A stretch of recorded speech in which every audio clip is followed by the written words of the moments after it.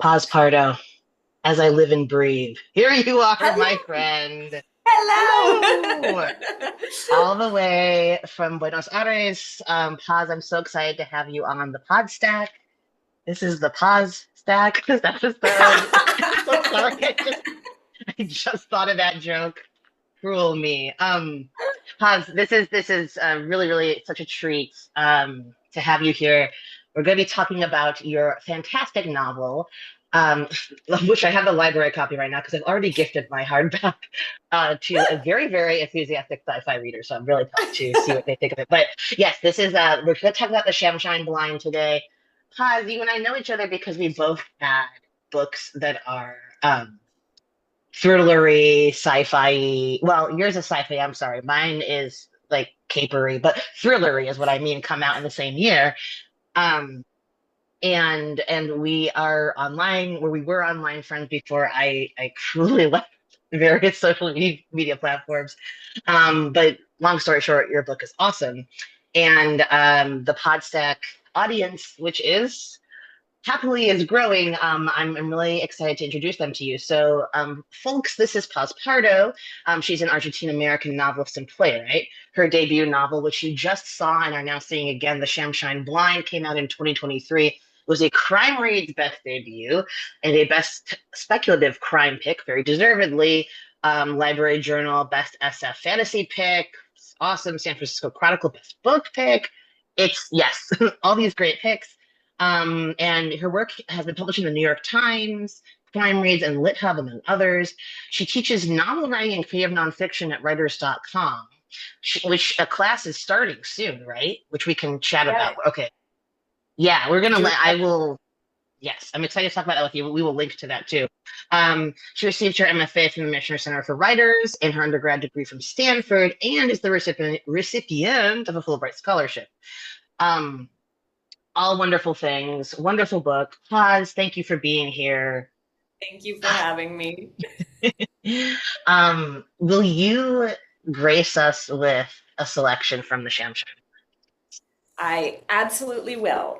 So this is a selection from about a third of the way through the book. So just a couple of things before we start for people who do not know the book.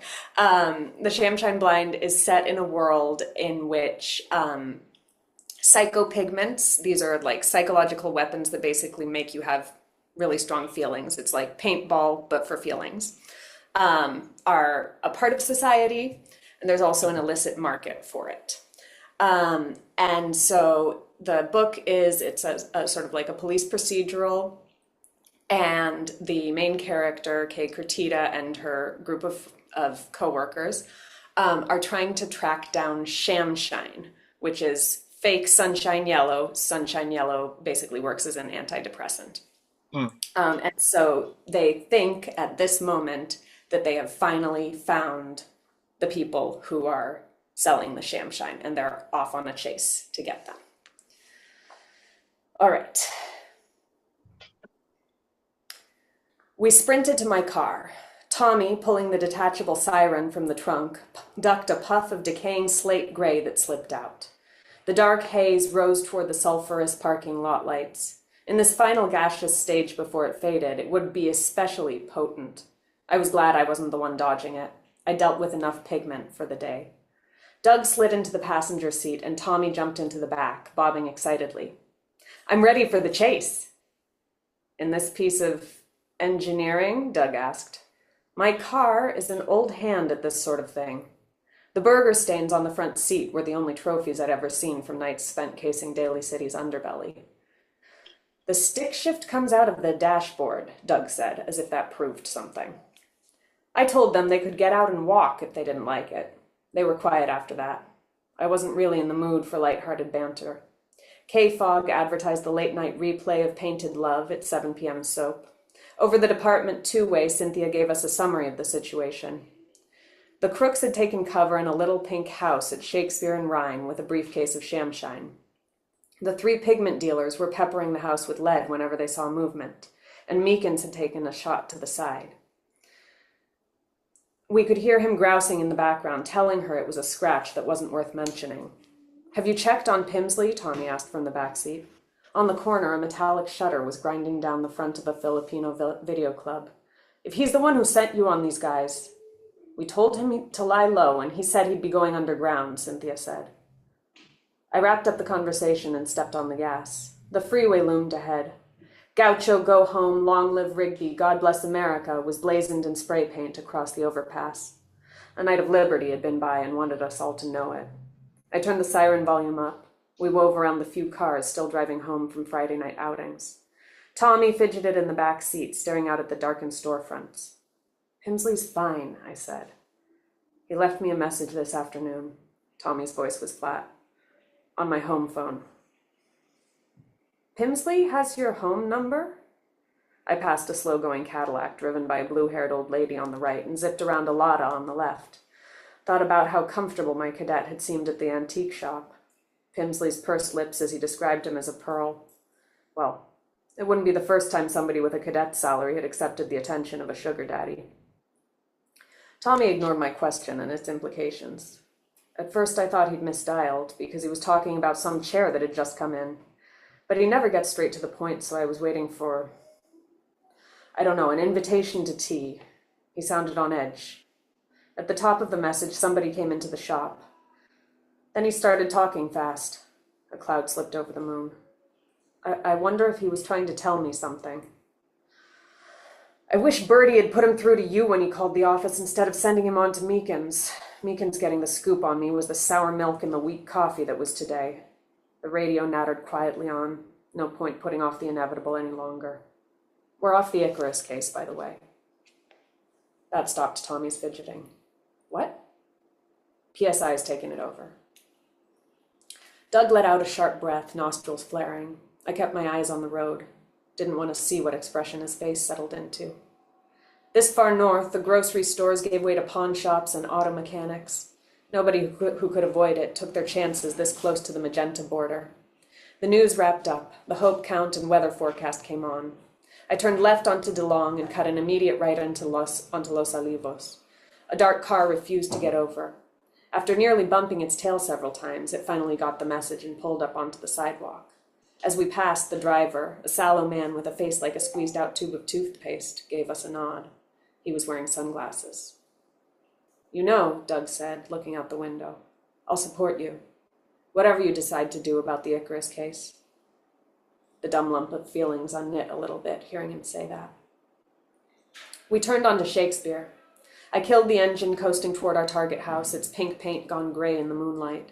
It was the last in a row of cookie-cutter cottages that some starry-eyed architect had imagined would bring about the American dream. Like all their siblings in Daly City, after the war, the bungalows had been asked to hold too many orphaned cousins and widowed aunts, leading to sagging couches on brown front lawns and bunk beds pushed up against windows. Our destination would have matched its neighbors perfectly if it hadn't been for the flash of gunfire and shattered glass.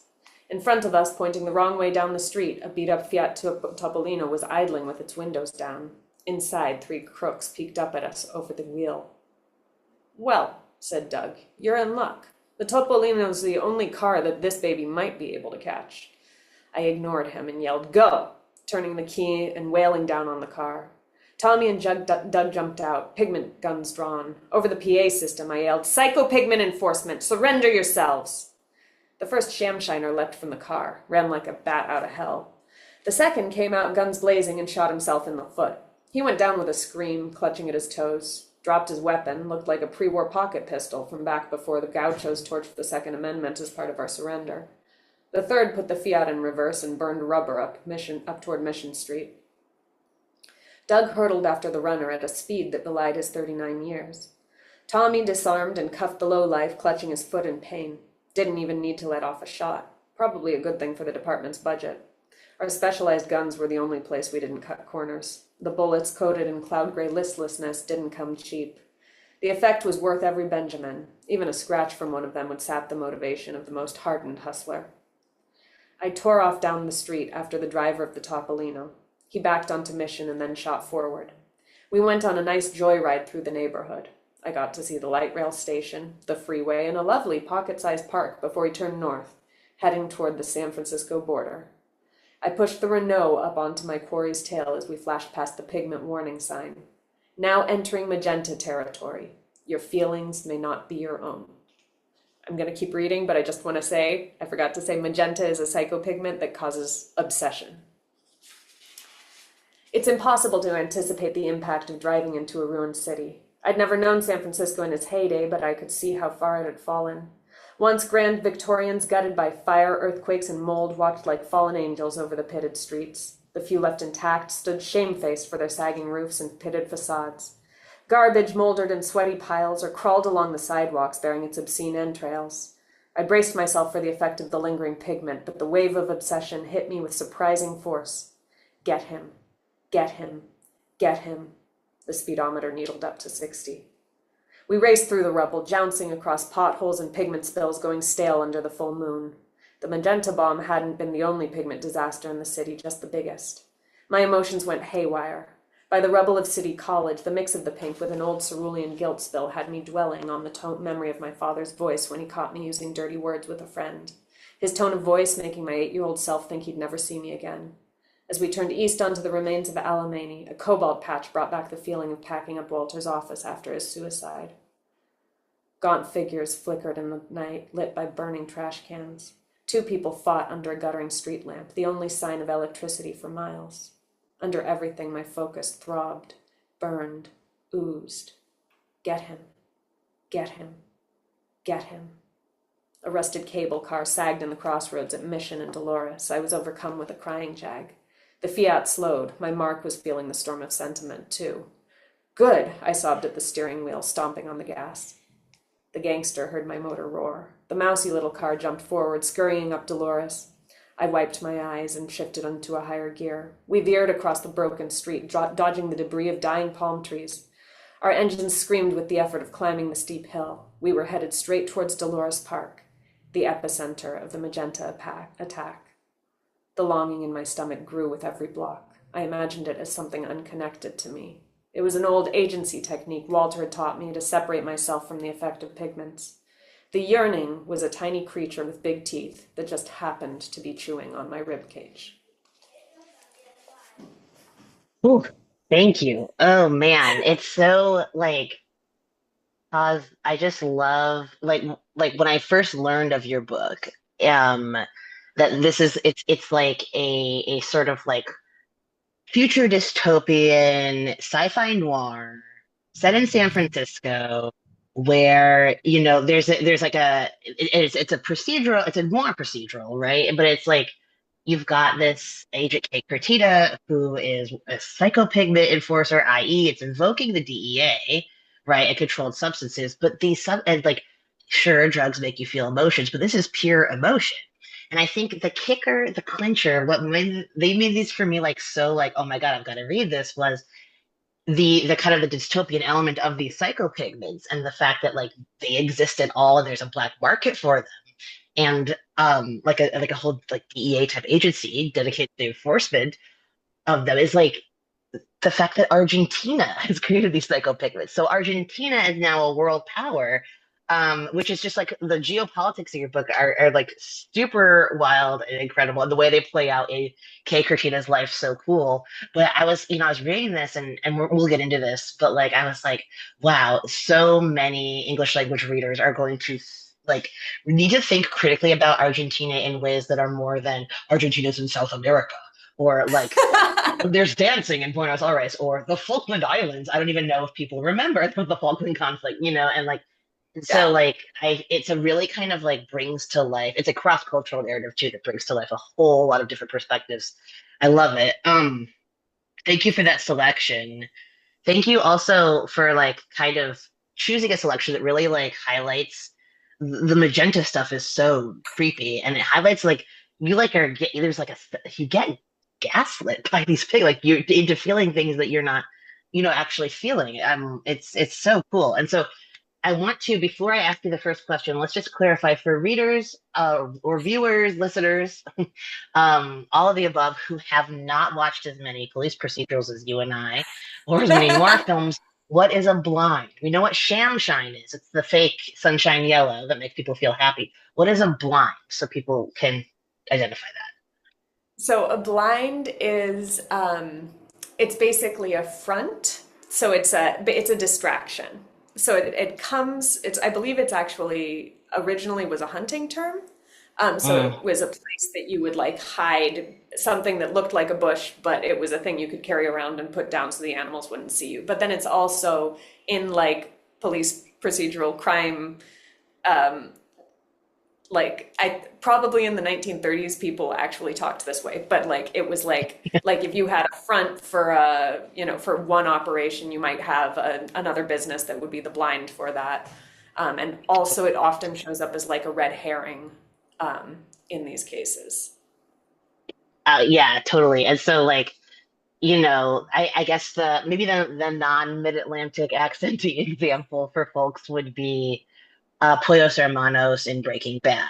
The restaurant that Gus has is a blind, right, for his drug operations. So that's what gives your book such a like unique and awesome title is it's we're talking about a frontier for an illegal operation. Cool. Well, thank you.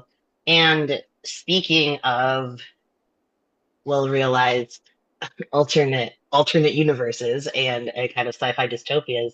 Um, I think you and I had a conversation when we like really first started DMing about uh, you know, just books and the books we had coming out. We had a conversation about like cyberpunk noirs, and I was just like I was like, man, she's got so many cool influences. And when I read the Shamshine Blind, I was like, it's hard not to think of books like William Gibson's Neuromancer, except apologies to Gibson, but like I mean, yours reads so kind of fluidly. I think in ways that like Neuromancer got to piece stuff together, but it's still phenomenal for what it accomplished, obviously.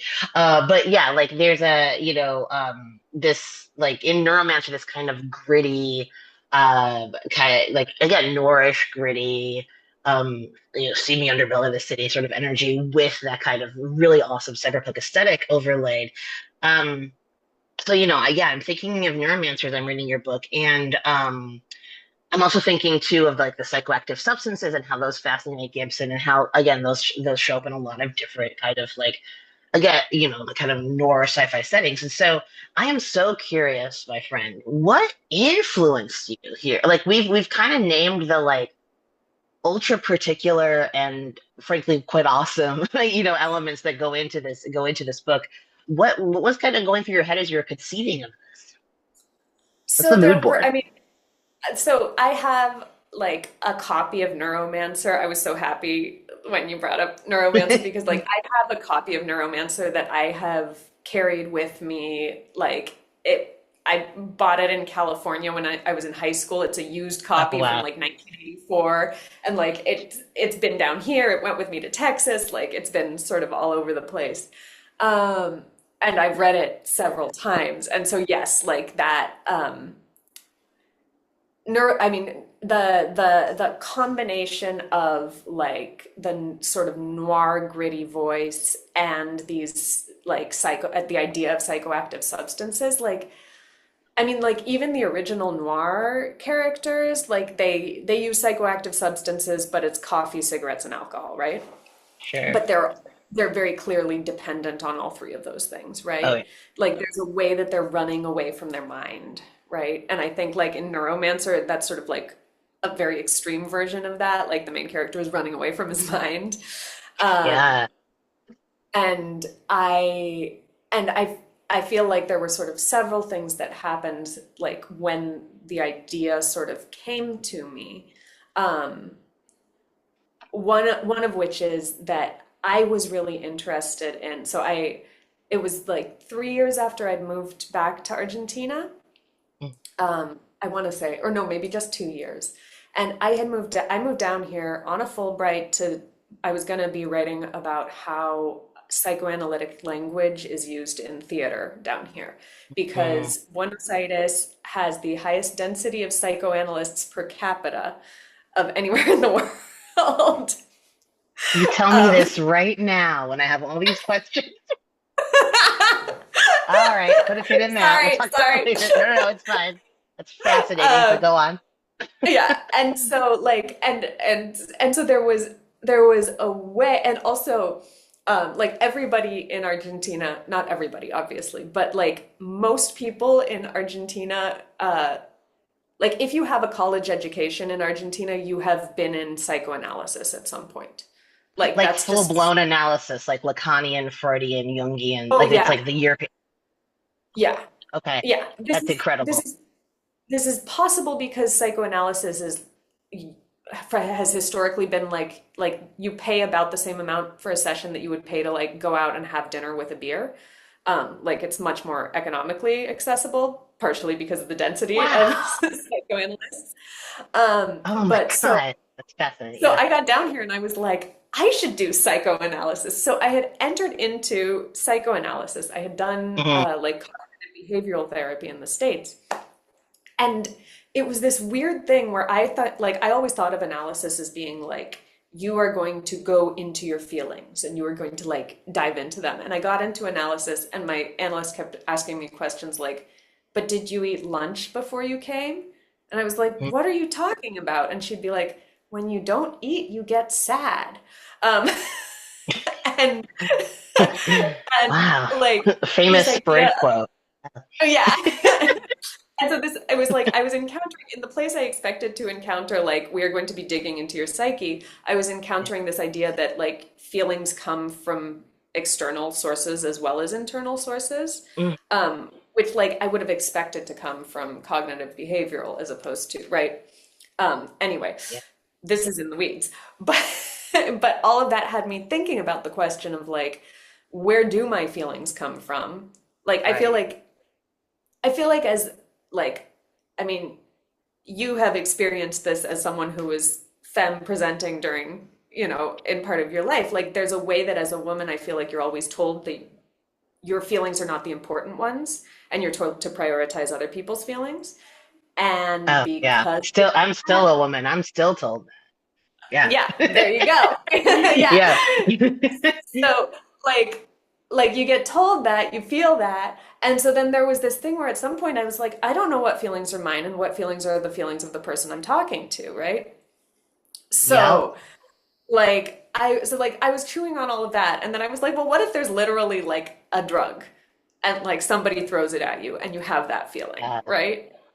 And so to yes. combine that question of like feelings coming from outside with the like noir character, um, was something that I found like I feel like that noir character, because it's a person who is inevitably running away from their mind and running away from their feelings, like it felt like Yeah. a really fun fun place to play with it, and also like something that resonated like there's that dream for me of like, oh well, wouldn't it be nice to not have feelings, like, which is sort of Mm. I think the dream that the noir character has, right? Oh Like yeah. Oh and my so I think there's gosh. identification with that. So um yeah, so it's influences, it's psychoanalysis, it's William Gibson, and then also like I've read a lot of Dashiell Hammett, and Mm, like you run into noir parody so much. Like mm. my seventh grade play was Lucky Dollar Private Eye, right? And I like So cute. loved it. My class play, like I memorized the entire half-hour script, right? And like so that would language was like baked into my psyche. Um, Amazing. yeah, and then yeah, and so that was all sort of fermenting. And then also like Jasper Ford, I don't know if you've read The Air Affair. I haven't, but I know. Yeah. Yeah. He came out with a very like a reviewed a book of his way long ago that was also kind of like a jokey noir. But I have not read The Air Affair. Was Yeah. that a more? Well, so Yeah. yeah, so sort of like that like approach to noir where you have the like where you can make fun of it as you're doing it, I think was Right. also something that appealed to me, because there is a way that like I didn't feel like I could write Sam Spade, but I Mm, did feel like I could write a daughter of Latinx immigrants who sort of is like almost in like slightly campy Sam Spade drag, right? Like that felt right. oh, I mean, yeah. I think like. well, I'll say like even though I probably I think I'm almost certainly understood a lot of the Gibsonian argot far less well than you have.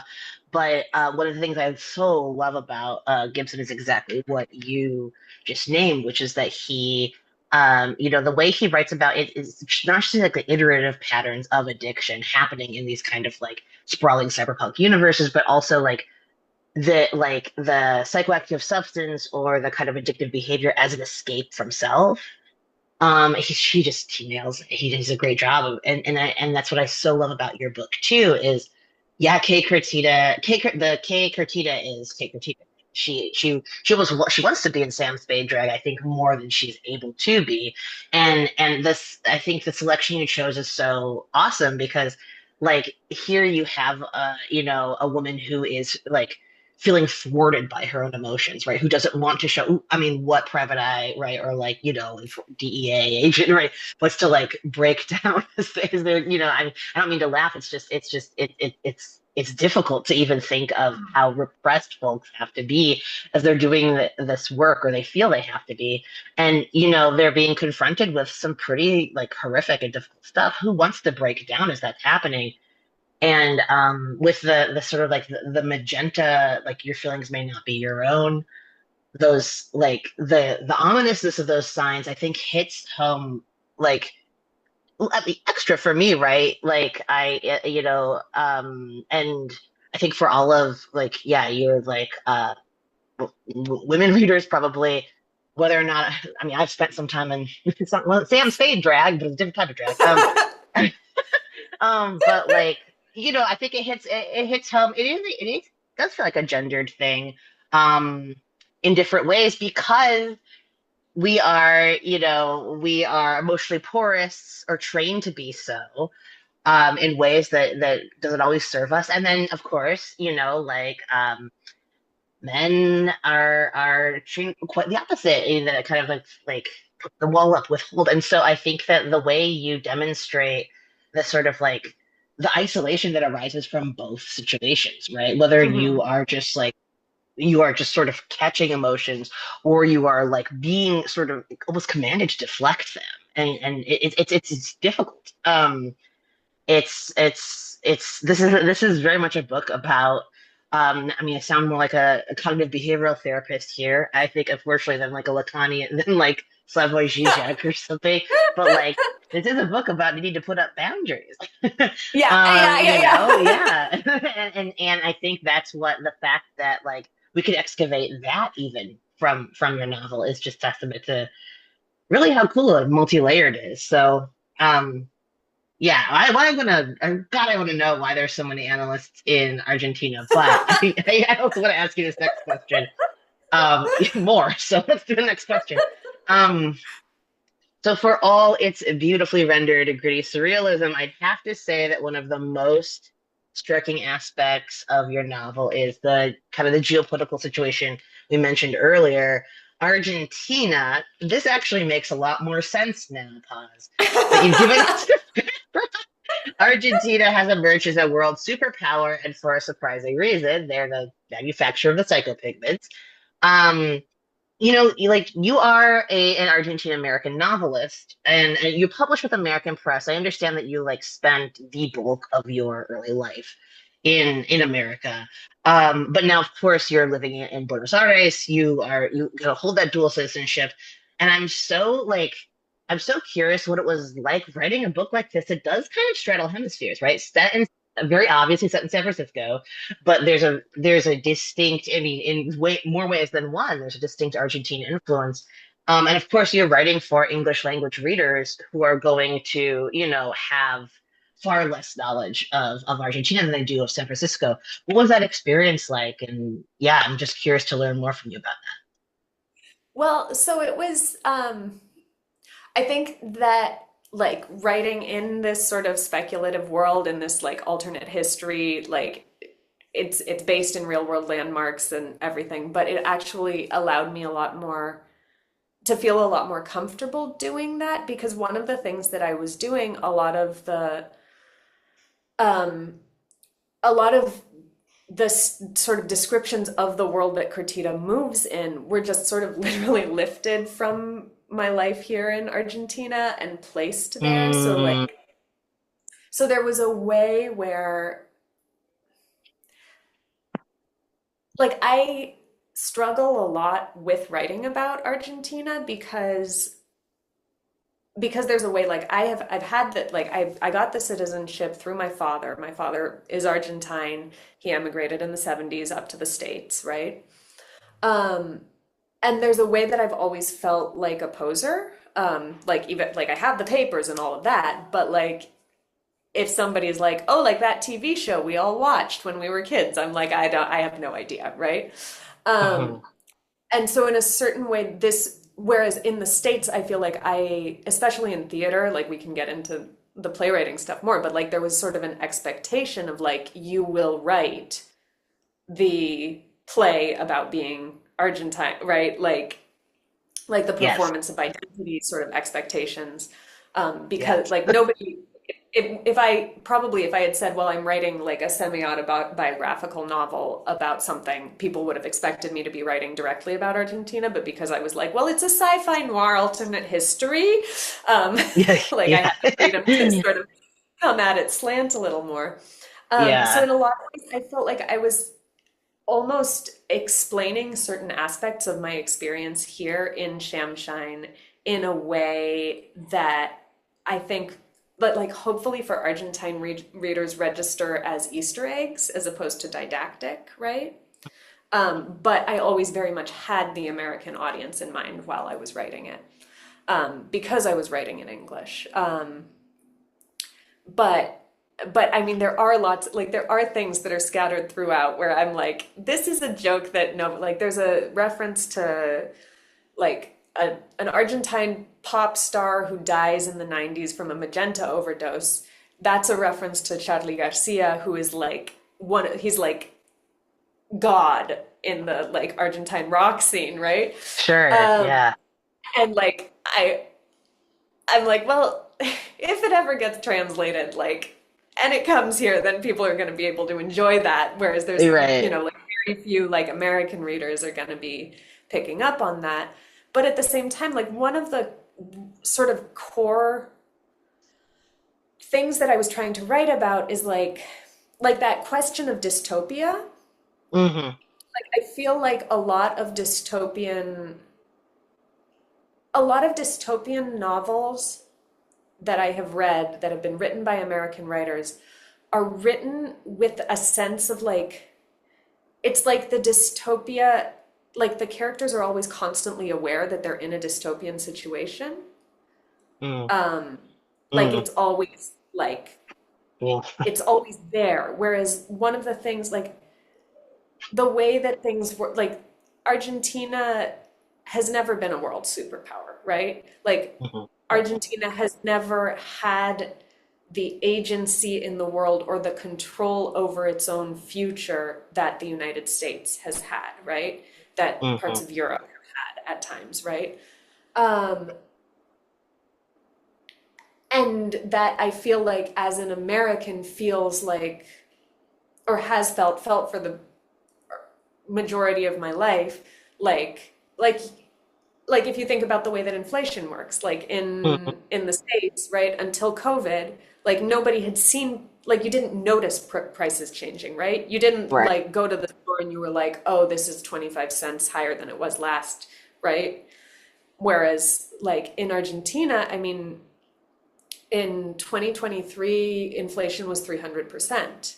Like Mm, I have never been here at a time when inflation was lower than the double digits, right?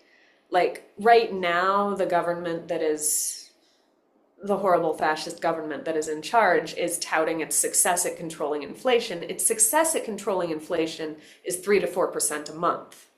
Like that's their mm, goal, right? That's over 30% a year, right? Can you imagine in the United States if people were like, oh yeah, this is only 30% more than it was 12 months ago, like, you know, but people have their lives and keep going and survive right. and, you know, And so that was sort of the thing. I'm having a lot of trouble turning off my phone, and I don't know why. Now it's going to stop making noise. Um, I apologize. But so that for me is was something that I really wanted to get into with Shamshine. And so in a way, Mm. like it was always an American facing project for I love me. no, I love that because like it's that's such a dead-on description of like American dystopia is about like, oh God, the loss of agency, the loss of autonomy, which I don't mean, of course, I'm not like trivializing. Like this is it's an extreme and terrifying situation to feel as though your fate is circumscribed, right? Yeah. Because two, yeah, that's the whole principle of one of the founding principles of this country, in which I am speaking from an undisclosed.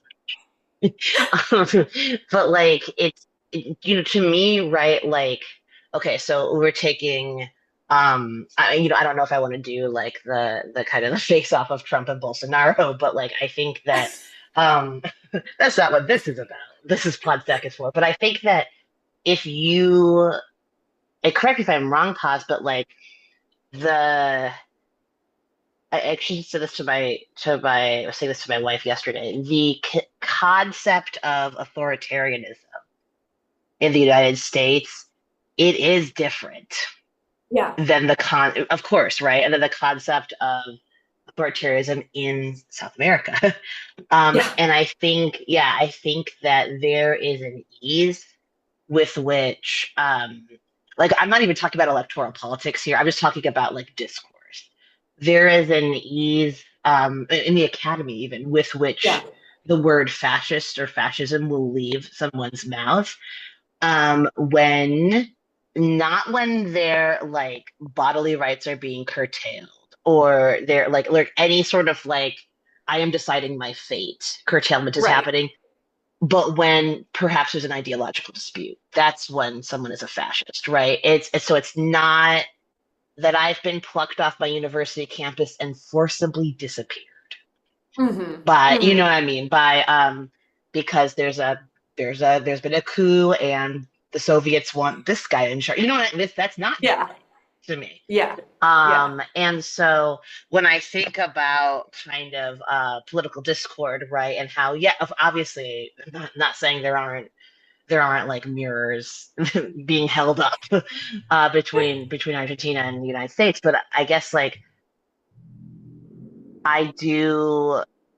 I think that is just so it's what you said is so thought provoking, and your book is so thought provoking for precisely this reason, right? That there are different understandings of what Mm-hmm. it means to be coerced or it means to Yeah. be in an authoritarian situation, right? With one's like citizenship in the nation or a state. So like, yeah, I mean, I guess my follow-up question would be like, as things have kind of, as you've like sort of like witnessed the political situation in both of these locations unfold, like how is that influencing, like how you're thinking about Shamshine or your current projects? Like you really have a very unique position here. Yeah. I mean, it's been really interesting because it has felt like the situation down here. So like Milei, who's the one who gave the chainsaw to Elon Musk and then also one to RFK Jr. apparently a couple days ago. Like Mm,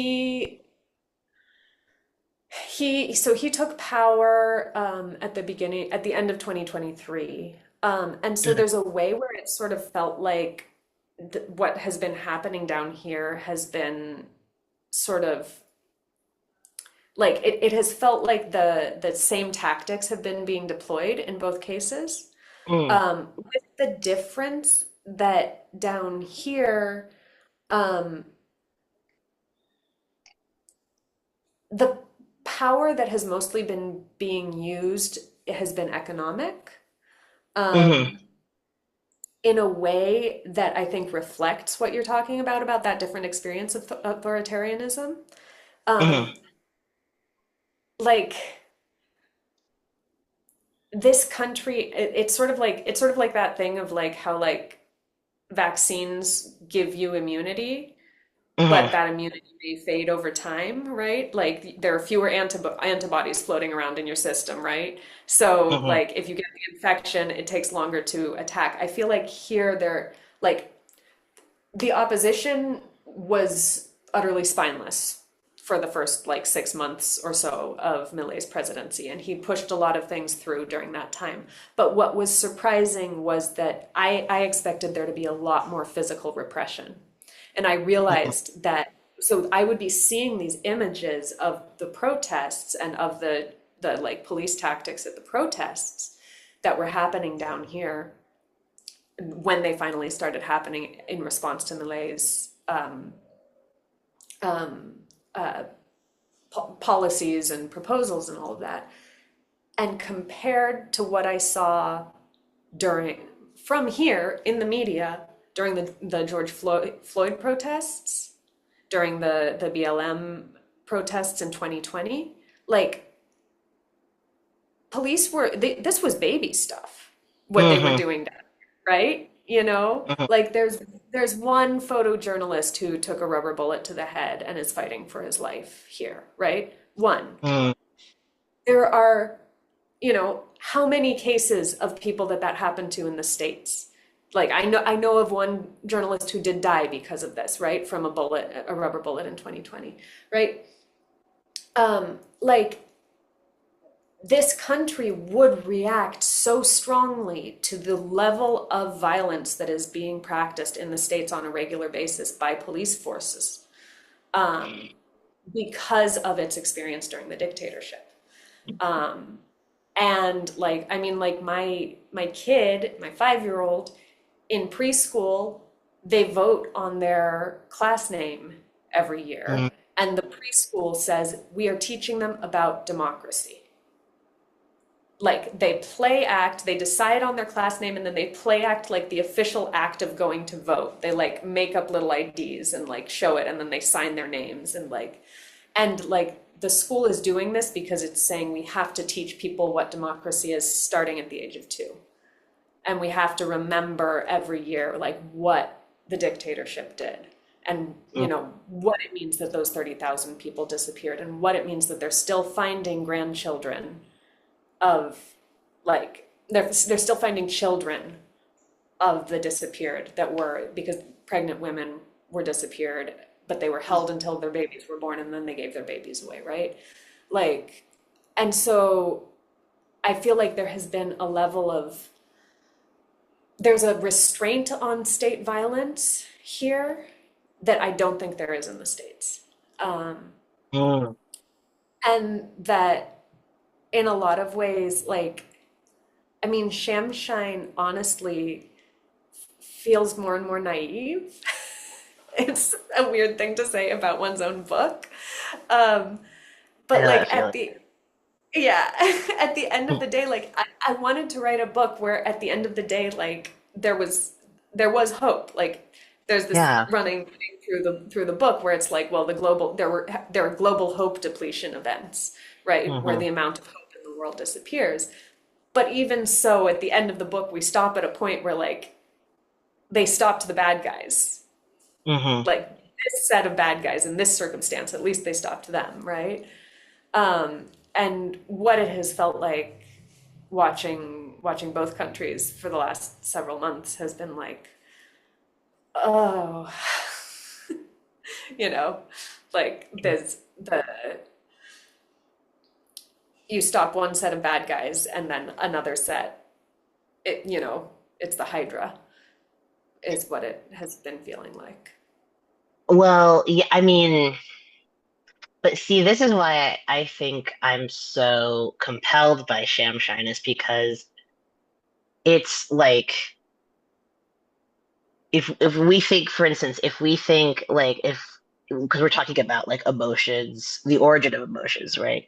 Yeah. What is like emotions originate within us, they're caused by external forces, right? And then we're talking too about, I think very usefully about autonomy, and like free will versus having one's life circumscribed or like is there some like determinism here? Is there more fate to like be experiencing? Like, I think that like I think that play one can play whack-a-mole with the bad guys just like one can play whack-a-mole with emotions. Hmm. Which is not to say that like authoritarian like dictatorship disappearing 30,000 people is any like light matter. Of course it's not. It's absolutely devastating. I think that though like but why I think that Shamshine isn't naive, at least I mean, I've looked back at my old novels like, oh, I was so young, maybe it's like you would do something different stylistically or whatever, but like why I think it's not naive for the hope reason, is because it's instigating this conversation about within versus without. Hmm. What you know what I Yeah. mean? Like what you can and how like because like Paz, you and I could spend our whole lives hunting down the bad guys, or alternatively, if we're going the Gibson route, I'm not implicating you in this, I could spend my whole life hunting for the high, or and whether that be a psychoactive substance or like some kind of other victory in my life, in my career, and if it's purely external, pardon my French, then we're fucked, right? We're screwed. Like Yeah. that can't be the case. And so I think that I mean, what I love about the global hope depletion event is like it reminded me of literary modernism. I love when things remind me of literary modernism because it's like, well, if we're ever going to have a global hope depletion event, it's like what the hell just happened after Yeah. World War II, after World War One, and then there was World War II. There was a high tech Holocaust. There's high tech genocide. And so like I think that like there is a way in which I would a lot of American writers, especially aspiring writers, I would go into an MFA workshop and be like, we're reading Judah Barnes right now. We're reading this like very like confusing Hemingway story that's not just Hills Like Yeah. White Elephant. We're reading that, you know what I mean? And people would be like, "What the hell? Why would I be reading Gertrude Stein at this moment? Why are you asking me about fascism and Gertrude Stein? I want to talk Right. about Right. Right. online fascism." Yeah, and so it's because, right, like you've got it's people trying to make sense of the unthinkable. Yeah. And that's I feel like what Kay Kurtita is doing. That's I feel like what like a lot of writers at work at work today are doing. And I think that um, to me, I'm less compelled to go back to the identity piece. Like I'm less compelled by the fiction that's like, did you know that I'm gay and it's sad? Did you know that this is my identity and I am marginalized? And here's the way that Donald Trump marginalized me personally. It's Yeah. like Yeah. Yeah. okay, Yeah. Yeah. like I mean, I am not saying that like put on a happy face. It's a utopia. I'm saying more that like it's not fiction that proceeds from to my mind. It could be beautifully written. There could be many things to love about it. Don't get me wrong, but it does not proceed from an interesting place in the way Right. that I feel like Shamshine does. Because it's like it's okay to feel like this stuff is unthinkable, right? It's okay to feel like you know, um, I'm sorry that see, this is my ignorance. I accidentally imputed Bolsonaro to you guys. He's Brazilian, but like Bolsonaro, Berlusconi, Donald Trump, right, Milei, right, all these kind of Yeah. like whoa populism dudes with some bad takes, kind of like Yeah. right, like popping up all over the world. And it's easy to be like, my God, oh my God, I could sort of default to like every like the I could let hope be depleted, but I think it is the sort of like the other path to me is the more interesting one where it's like okay, it's not that this is we're not it's not either or, it's not that this is bad or great, it's that this is a human thing happening with human players all, Yeah. and what is to sort of be understood from this, like how can we make sense of this. um we are allowed to feel afraid. We are also allowed to like puzzle through it creatively. And the last thing I'll say is to the charge of like you're being academic, like how privileged. I'm like, Okay, well, I would rather come from this academic milieu than one where everyone's like, "Oh my God!" like you did the wrong thinking, and like you've tripped some kind of ideological wire, either far right or far left or whatever, and I'm scared Yeah, of you, and yeah, you did yeah, whatever. So yeah. that's my long-winded response to I do not think this is a naive book, at least in that way. Let's talk about emotions. So my third question, pause. As long Yeah. as we're discussing psychopigments and Yes. emotions, it's an invention I absolutely love in your book. I really want to talk about your inspiration for them. We've been touching on this quite a lot, but I would love for you to go more in depth. Um, so like it's Kertita, Kate Kertita is what I think you and I would describe as clinically depressed. She has like Yes. depression, quote unquote. Yeah. And what's so cool about Kertita's role in this book, or sorry, rather, well, her protagonist role and also the role she plays in the psychopigment enforcement agency is that it's like a superpower for her. Like it kind of like protects her. And without treading too far into the realm of spoilers, I'm really wondering if you could talk about more why this is and generally your inspiration for the psychopigments as well. So one of the things, I think at some point in like all of the like psychoanalytic reading that and like also like just sort of general sort of like more American psychology fields and things, like at some point I read a description of depression that's basically it was like you don't feel things as strongly was like the description.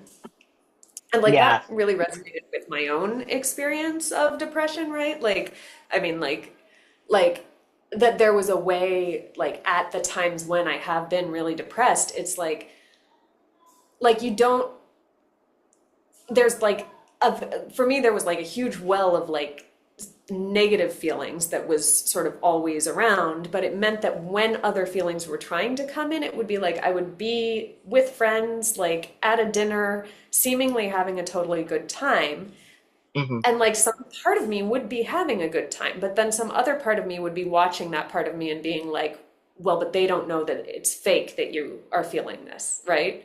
Like, and so it would sort of squash the good time, right? And like that was an experience um, that like I lived with for a long time. And then, so then the idea of like, oh, in a world where like you don't want people to have strong emotions or to be emotionally labile, right? Like actually, yeah, if depression makes it so you don't feel your feelings, like yeah, this would be useful. Like and like my experience of depression, it was always like the sort of the trick was that it was always functional, right? Like I mm, never quite managed to get to the point. It was like it always felt like I was being silly if I was talking about it as depression or like I was like exaggerating, right? Um, because it was functional. And so to think of like and then also you go back to that noir character and that noir character is depressed, right? yeah, like yes, yeah, no doubt. like they are depressed, like the there was a radio. I was listening to a radio episode of Sam Spade at one point Mm. that Dashiell Hammett had written, and he describes a car a little longer than a hearse, right? Like you do not describe the length of a car in hearses. Like You don't use it's so Hearst as the unit emo. of measurement. It's yeah. God, So that's such a great point. Ugh, yeah. yeah. So like, it's emo, but it's pretending to not have feelings. So it's okay. So it's, Yep. it's masculine, right? Um, Yeah. but so yeah, so like all of that was there with Kertita. And then like I said, like this question of like where do feelings come from? That is sort of at the core of a lot of everything that I write. Um, was there and was beating, and then also like I'm in speculative worlds. I'm often really interested, like thinking about like Ursula Le Guin's work. One Hmm. of the things that I really appreciate in her work is that she'll go in and she'll make one change in the world, right? Like, and it can be a huge change. Like in The Left Hand of Darkness, That's the she's one I was thinking. like, yeah, like Yeah, let's imagine a world without gender, but then she right. builds the entire world out of that one change, right? Hmm. So it's not a thing where you're like where you feel like um and the all lasers are purple and I think it would be cool if also gravity doesn't work in this part of the galaxy. Like I think that there are two approaches to world building and I'm really interested in that one where it's like, okay, what happens if we make this one change? And it felt to me like when I had the idea of psychopigments, it felt like it would let me talk about also sort of this cultural thing of like where like where feelings come from, how much we can express our feelings, what are the acceptable ways of expressing feelings. Um, like I could shift things 5 degrees or 2 degrees off of normal Hmm. um, in a way that would let me talk about that question in a way that I felt compelled to talk about it. Like I was interested, but I was also compelled. Um, so that was sort of all of that was I think that's the answer to like why I wrote a book about psychopigments. But the question of where psychopigments came from was I had a fever for a really long time. I got sick. I had like a fever for a week, and when the fever broke, I woke up from a dream where somebody had been holding a vial of hope up to the light. Wow. Oh, that's so cool. Yeah. That the like, yeah, the idea, okay, two things I want to say. It makes such sense both that like anhedonia, like not just for depression of like, oh God, I feel such intense negativity or self-criticism, but that anhedonia that comes from like, not to sound like an Argentine psychoanalyst, from ego rigidity, right? Like, from like, Yeah. like there is no like, why would I enjoy myself right now? Because like enjoyment, or that sort of like emotional lability, labile this, like that sort of breaking from this very, very narrowly circumscribed, it is like ego authoritarianism, Yeah. like Yeah. there is no hope, everything is shit. I'm not even criticizing myself because why would I criticize myself? I'm not even happy because my God, what is there to be happy about? Yeah. It's this, you're drained, and but you're also so rigid, you know. Yeah. Yeah, and that makes perfect, I mean, that's absolutely what I had that thought about it this way, but I think it's so true that that's absolutely what the like hard bitten noir detective is feeling. In addition to not eating lunch and having Right. like whiskey and cigarettes, right? So already starting from below zero, like he's just Yeah, like, yeah, yeah, yeah, everything's yeah. bad. Here's a corpse, and I feel even worse, like, of course. And then I think like the oh, there's just a lot I to react to, but I guess the second thing I wanted to say, I fear that I might lose it. There's the anhedonia, and you had another thing that I was so excited to react to. But I'm sorry, I think I might have lost it. Um, I talked you for a just said long a lot time. of, well, it was great though. You said a lot of really interesting things. Um, well, I'm sure we'll circle back to it, but like I would also say the hope, the vial of hope, like. So you've had the experience, it sounds like, and I have as well, of like waking up from a dream and either having like a feature of your novel appear to you or a short story. Oh, see, it's happening right now. I ballooned. Well, good. Gee, oh, this is what I wanted to say. Yeah, I've like woken up from dreams and I've had like whole sort of stories arrive in my head, or a fragment. I'm like, shit, I've got to start writing. Um, One of the things I love so much about Ursula Le Guin's sci-fi, right, and something that's like kind of happened for me with these like dream stories. It feels like a philosophical thought experiment. Like even Hmm. if you just take like Once You Walk Away from Omelas, it's utilitarianism. I've tried it as like this is like she's basically asking you, would you live in this kind of paradise of a world in which everything is sort of taken care of, including like this whole laundry list of ethical quandaries, except there is a child who's tortured and starved. Like would you do it? Because everyone's happy and one child is suffering unspeakably, but everyone's doing great. And that like I love I think that's also why I love your book is because it is a thought experiment. It's exactly it's not like it's for so many reasons it's not Ender's Game, right? But you know, to the hard sort of the hard sci-fi Orson Scott Card world of like, well, there's this very specifically designed, you know, spaceship and these kids go to this academy, but and da da da da, and I've built it out. But it's not everything, you know, in this universe is altered, you know, and richly imagined, but it arrives from a single premise, not from like this whole sort of top down, maybe George Yeah. R. R. Martin being another example kind of construction. And I love that because that's how I've also had like I've also had ideas, speculative ideas, and just sort of like, you know, literary realism, whatever ideas that arise, you like they're thought experiments. They come from dreams. I'm working on one right Yeah. now. Or like Yeah. a thriller. So I was like, I woke up and I was like, oh my God. And so it's so cool that, yeah, it's really cool that you work that way as well. That's awesome. Um, I got there. Okay. So this is a question. Well, this is actually now the world building question because let's go into that in a little more detail. So, um, a lot of MFA students, you know, when I was teaching, were just really wanting to know about world building. And I like uh, I'm actually like starting to move more into speculative, try my hand at more speculative stuff. But I have not published a speculative novel. You have, and it's so beautifully built out.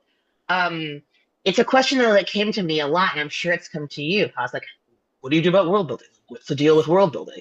So we've already talked about, right, like the our I think our shared preference, and your very elegantly demonstrated preference for that premise-based world building, like a thought experiment.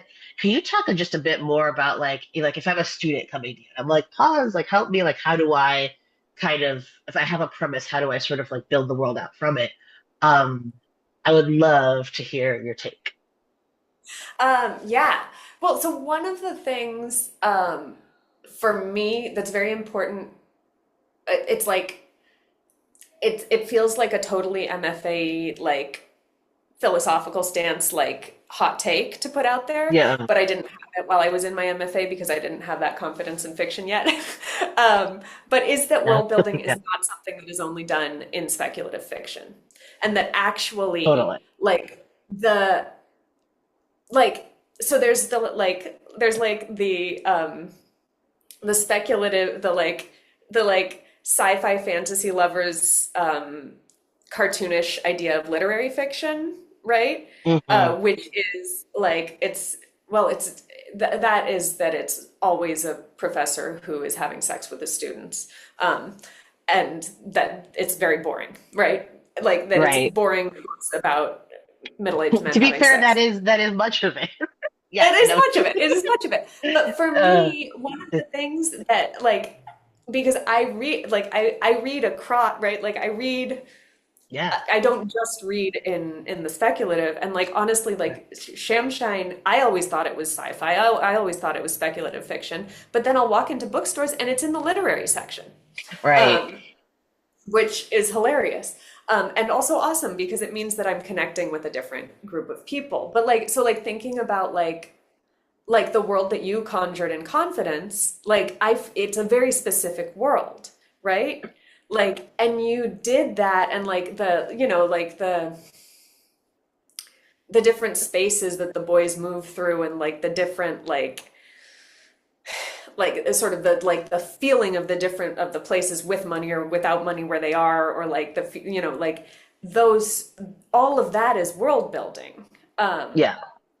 And like when I first wrote Shamshite, like the very early drafts were very sort of flimsy on the world building.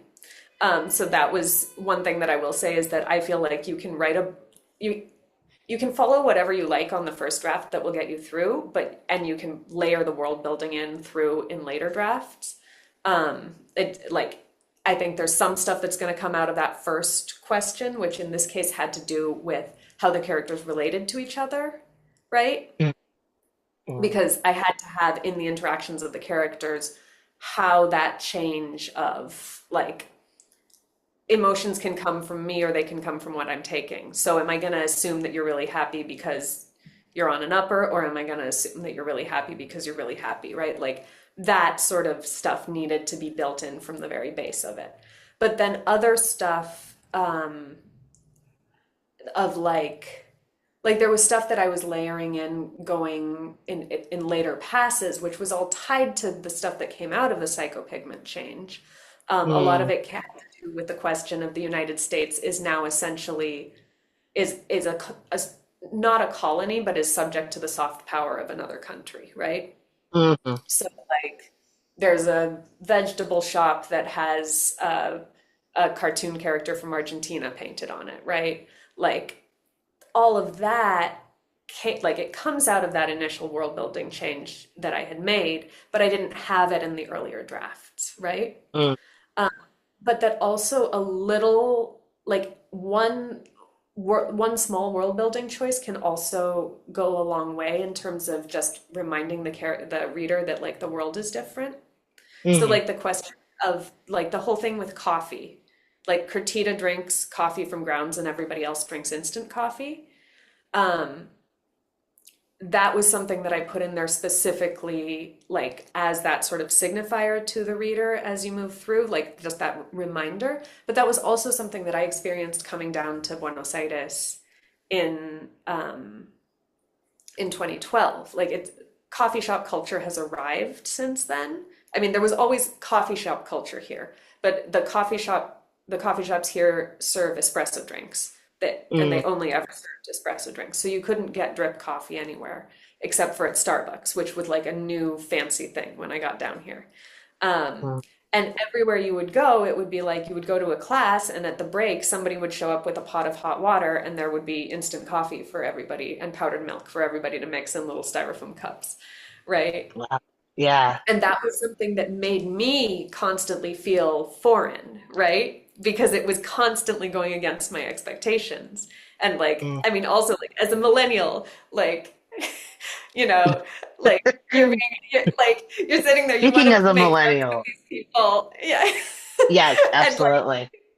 so much of my identity was staked on like having opinions about like pour over versus, espresso or whatever, and then it's like, Right. oh, I'm cold, this classroom is not heated, and I'm being offered instant coffee in a styrofoam cup, and yes, I will drink it. I will Right? drink it. Yeah. We'll I bond will over drink something else. We'll bond over AOL Instant Message. it. Yeah, exactly. We can talk about AIM. Yeah. Oh man. Yeah. So like That's also yeah. also that was something where I was putting it into the world as world building, but it was also something that I had an emotion. I had the experience of the emotion that that provoked, right? Hmm. That Hmm. was the other thing, was trying to sort of make world building choices that I was emotionally connected to, because that was made it much easier to make sure that I carried them all the way through, right? Totally. Yeah. Um, I mean, yeah, I think this is so interesting, right? Because like no one, I think, for an instant would question Motherless Brooklyn, right? Being in the literary, they'd be like, no one's like, why isn't that in crime fiction? Or like, Underground Railroad. Like, no one's gonna be like, put that in sci-fi. And so I yeah, think Shamshine Blind kind of joins books like this, and like Karen Russell, right? No one's like, get that book in the sci-fi section. And I love this because I'm such my like MFA hot take, maybe it's my anti-MFA hot take, right? Is that like I'm a total genre abolitionist, and I had a student who'd spent some time in the publishing world, make a pretty bold statement during class that in fact was ended up being not so bold, right? Which was just like, yeah, I think that genre is like rigid genre distinctions are it's really kind of a marketing tactic, right? And I was like, I mean, it's self-evidently true. And so I think that what feels so cool to me, right? Like because you mentioned the sci-fi writers having the cartoony view of literary realism. Well, of course, Yeah, the New Yorker writers, right? Looking up from the Sally Rooney, story to be like, oh, sci-fi, that's a spaceship, and yeah, I think exactly, that, exactly. right, like, and I think that as we're seeing these boundaries become increasingly porous and also like increasingly irrelevant, and then ultimately being revealed as maybe like sort of artificial or totally arbitrary with writers like yourself. And I mean, I use Lethem as an example because that's someone who like came up with Yeah, sci-fi. like yeah, this is a guy who's reading pulp comics. This is a guy who's like he's like, where is Samuel Delaney's latest book? And like that is who my influence. Like yeah, Philip K. Dick, like yeah, all these sort of like sci-fi writers in the mid 20th century, late 20th century, and like it's so cool, I think, to see books like Shamshine coming. You're a millennial writer, right? And like our generation of writers like is also kind of participating in these tearing down the very sort of arbitrary boundaries among genres, yeah, and it's really cool to see because they I maybe shouldn't even be there. um yeah, like yeah. yeah, I love that. And I will add too, in confidence they like end up destabilizing. God, they end up destabilizing the economy of the South American country that is fake, that is called Yes, Irma. I love that part. Or Caribbean. Oh man. Yeah, I was like, I'm saying, I'm trying to remind pause of it. What if I like screwed that up? Um, but I know, but like what you're saying is so true because even though like it's like I'm not, for instance, conjuring things that are metaphysically impossible, right? It's not like, okay, like there's no gravity, right, or whatever, Yeah, or there's a spaceship, but it is a counterfactual, and I think like fiction is counterfactual, and that's yeah, world building. So that's exactly true. Like I did a lot of kind of intricate world building, being like, okay, like what would sort of unfold here if we had a politically volatile situation and these two young tech billionaires who are just con yeah, artists completely lay waste to the place, and yeah, and it yeah. yeah, I don't know, what you say is very accurate, so thank you for phrasing it that way. Okay, we're going to talk about playwriting finally. Great. The Yes, the very cool thing that you are both a playwright and a novelist. And it's just like I'm meeting more and more folks who are just really like professionally Hmm. out there publishing, writing about different genres. Can you tell the viewing, listening audience a little bit more about like what it's like writing in those two different like genres and how they've informed each other, maybe? Absolutely. Yes. I mean, so like, um, I mentioned before we started that like I just the novel I'm working on now, I just made the decision to switch it from first person to third person. Um, that I think like there's a way like I came up in playwriting, I came up in theater. Like put in my 3 years in New York's downtown avant-garde theater Yeah. world, and that's a thing that happened. Um, but like the thing for me about playwriting, it's interesting to think about in the context of world building because Mm, when you're doing a play, like as the playwright, really what you are writing is the words that people are going to hear. So you very mm, much don't do world building, right? Like even whatever right. you can get dialogue, but a lot of it you're leaving it to the set designer. Like it's not even just that you're leaving it to the set designer, it's that if you get too specific, like the set designer is going to be like, well, fuck you. Right. Like Yeah. you're not leaving me any room, right? And like Yeah. so like there's the focus on the sound of language and the sort of the psychology of character, not in all theater, but in most theater in the United States, for certain. Sort of the psychology of character really drives what is happening. And my experience playwriting was very much about writing from the perspective of each of the characters. So when I was writing scenes as a playwright, often I would write the scene from one character's perspective, and then I would go back in and like literally like I would read the scene just saying the dialogue of one character, and then I would read the scene saying the dialogue of the other character and feeling sort of my bodily experience of that character moving through the scene and changing their reactions based on that. Like I would have like it's a very close focus on each character as I'm writing it, right? Yeah.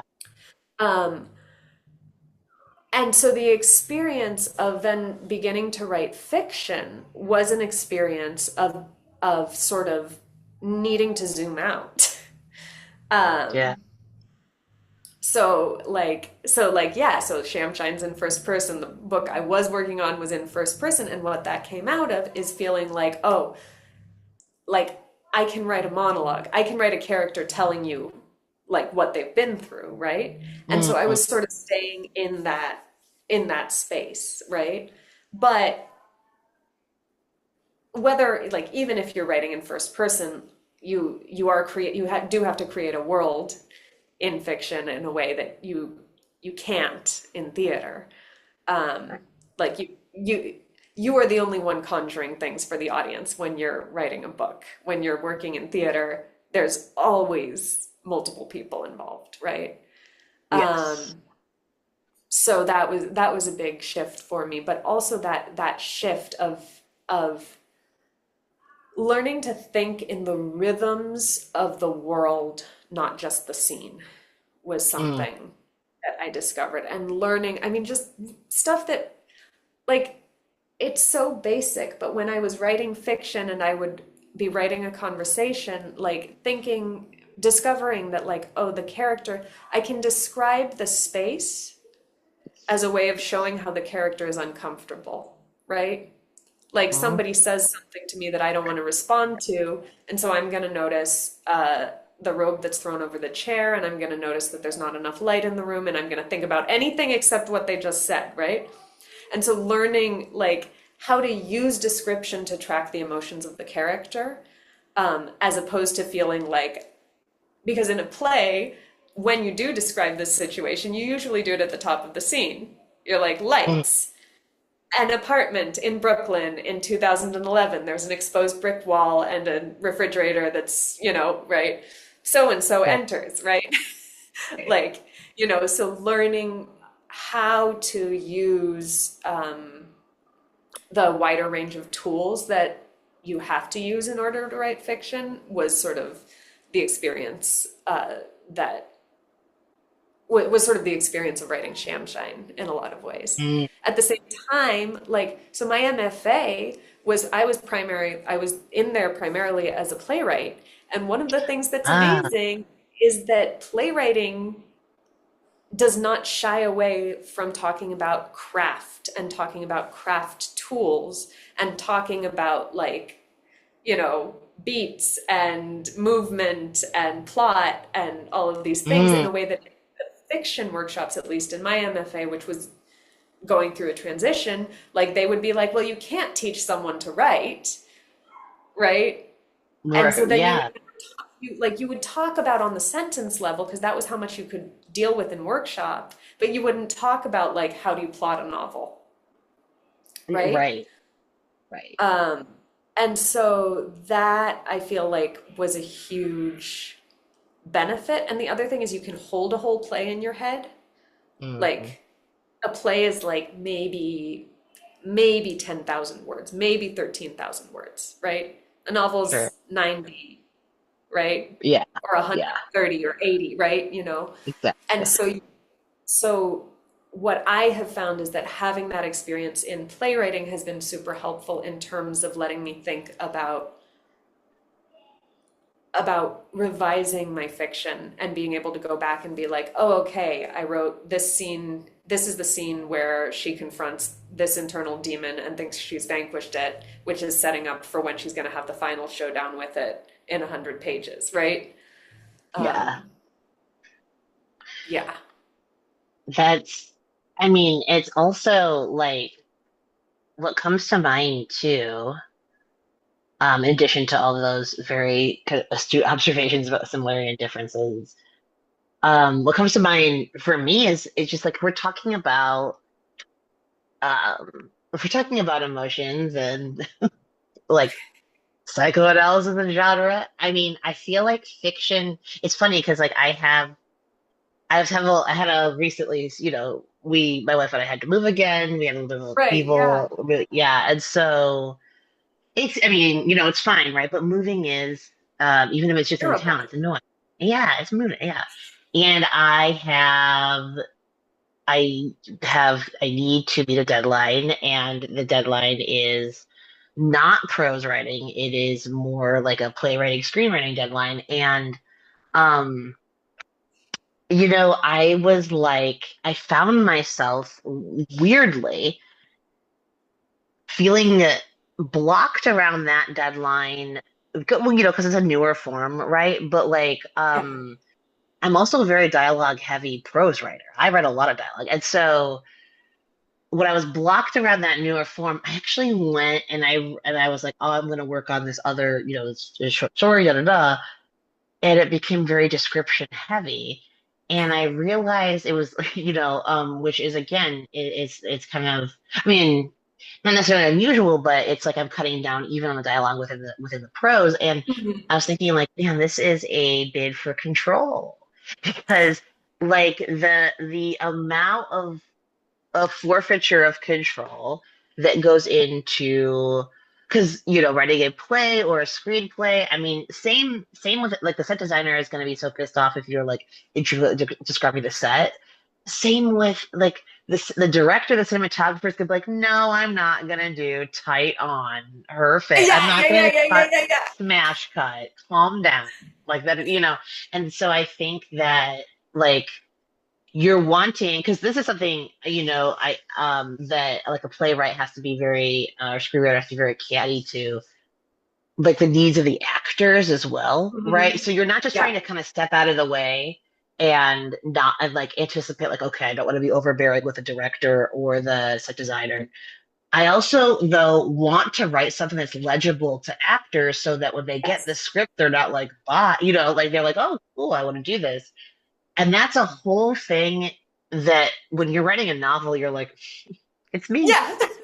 No, when I It's started writing Shamshine, I was like, I don't have to like I can write dialogue that is unactable, but yes, like nobody like I mean, yes, people are yes. gonna tell me if I write terrible dialogue, but like I'm not gonna have the experience of having to sit there and watch the actor trying to make it work and failing, right?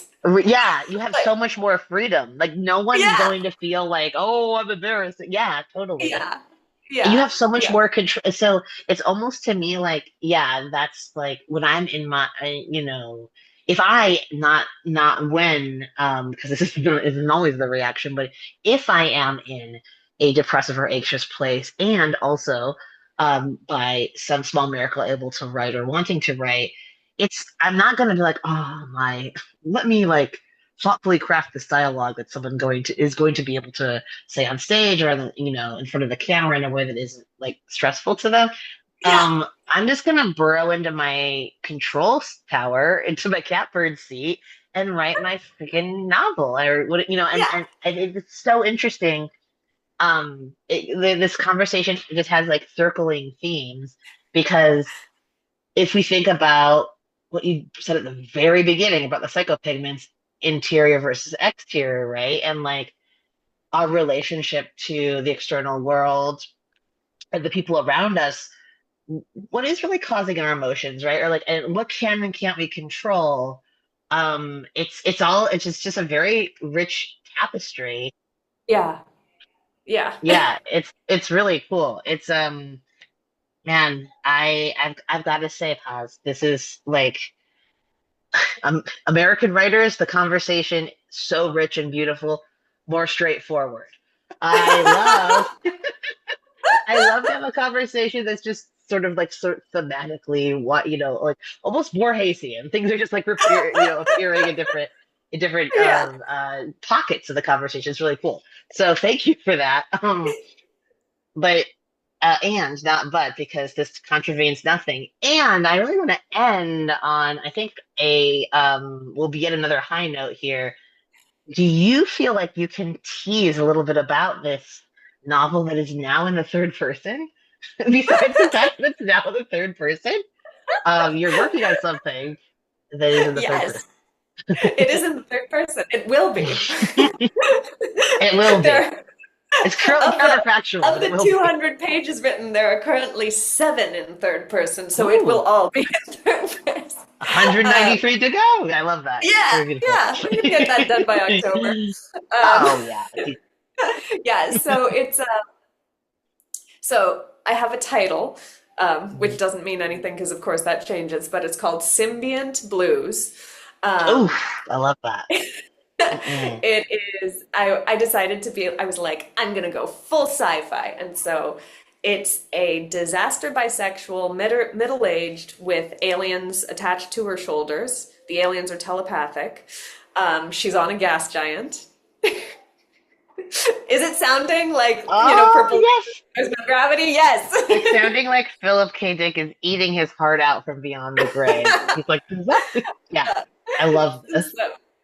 So, and she's on a quest to find the mother of a kid that she sort of semi-adopted for a while there, and in the process try to win back the woman who she thinks is the love of her life. Ugh, Um, I was writing it as an epistolary novel. It was all letters, but also I had yeah. put a constraint that it's a gas giant, so communication is hard, so that it's just one-way letters. Um, it was such a bad plan. Like I was describing this to my husband, and he was like, "Yeah, I'm feeling anguish just hearing you describe this." Though I love the idea of her. I mean, well, maybe is it because I have been in many a gay relationship that I'm like, well, yeah, one-way letters from a gas giant. Well, Yeah, straight. I mean, honestly, any relation, lots of relationships, but like the sort of when you're in love with the beautiful, beautiful butch who will never respond. yes, That's yes, awesome. It's like Nanette in space. Is it Nanette? Is yeah. that a log line? That it could be. I'm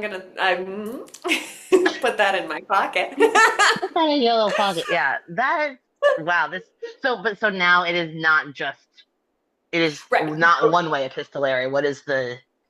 Well, so there will be letters, but there's also going to be sort of narration of the action as it continues.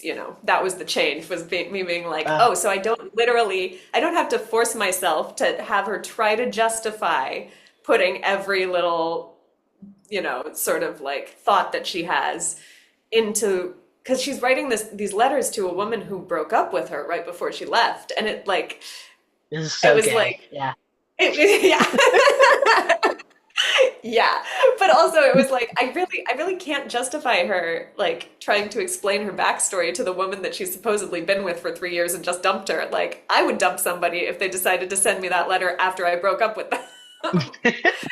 So yeah, it's Oh amazing. my goodness. Yeah. This is So an incredible premise. Please notify me. No, I WhatsApp will. me. Like I this is. will. Oh my God, so cool. And yeah, thank you very generously. Like, because I know I am not this way. I have many friends who are like, hey, like if I'm in the middle of it at all, I'm not gonna give too many details. I am not that way. I'm happy to just kind of like, here's the thing, yeah, exactly. So I love, respect when folks need their privacy, but also love to hear about works in progress to the extent that folks are comfortable sharing. So that sounds amazing. Paz Pardo, everybody, straight from Buenos Aires. Oh, thank you for Thank joining us. you. Thank you for Please having me. order. Oh, it was a delight, and please order this book. Please order the Shamshine Blind. Yeah, if you want to like zoom in, we could just zoom in on the magenta. Be ready. There. Order this book. And yeah, give Paz a follow. You are on social media. You are on the internet. But com. She's teaching a class, a novel writing class, right? Yeah, yeah. Yeah. Starting June Is it, 11th with ooh, sorry, June 11th, and how many weeks is it? it's an 8-week class and it's sort of designed for people who have like a draft of a novel and have been trying to find a class because so often novel writing classes on the internet it's like start your novel or whatever, and this is aimed for Okay. someone who's like once somebody I'll read 50,000 words before the class starts, we'll have a private meeting and then you revise for the 8 weeks that the class is going on. Ooh. Oh, I love Yeah. that. Okay, very cool. Yeah, that sounds fantastic. So that is another way listeners, you can connect with Paz. Thank you again, my friend. Thank you. This was great. It was so great. We will see you for your next book, I'm sure.